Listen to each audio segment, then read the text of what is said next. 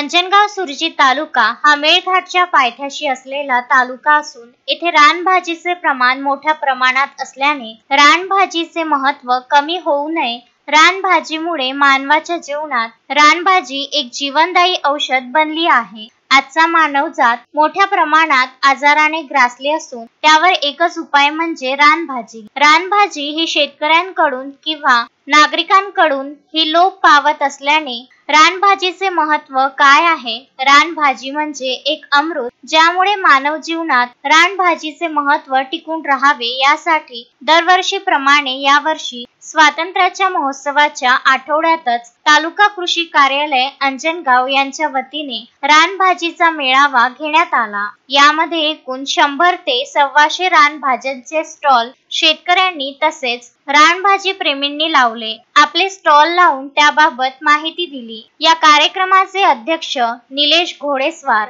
तसेच प्रमुख उपस्थितीत तहसीलदार पुष्पा सोळंके, पंचायत समिती गटविकास अधिकारी विनोद खेडकर, उपविभागीय कृषी अधिकारी वाघ, तालुका कृषी अधिकारी नरेंद्र वसुकर, आत्मा समितीचे जिल्हा अध्यक्ष नरेंद्र शिंगणे, वैद्यकीय अधीक्षक डॉक्टर अमोल नालट, सारडाव कॉलेजचे प्राध्यापक वनस्पती विभागाचे डगावल प्रदीप देशमुख, डॉक्टर सुधीर डोंगरे तसेच अंजनगाव सुरजी तालुक्यातील शेतकरी व रानभाजी प्रेमी प्रगतिशील शेतकरी उपस्थित होते। यावेळी तहसीलदार पुष्पा सोळंके यांनी याबाबत मार्गदर्शन करताना म्हटले की तालुका कृषी अधिकारी यांनी शेतकऱ्यांना मार्गदर्शन करून आपल्या तालुक्यात रानभाजी शेतकऱ्यांकडून लावून त्यांना योग्य मार्गदर्शन करावे, म्हणजे रानभाजीचे महत्त्व कायम राहील। या कार्यक्रमाचे सूत्रसंचालन व आभार प्रदर्शन धीरज वानखडे यांनी केले। रवींद्र वानखडे, विदर्भ न्यूज, अंजनगाव सुरजी।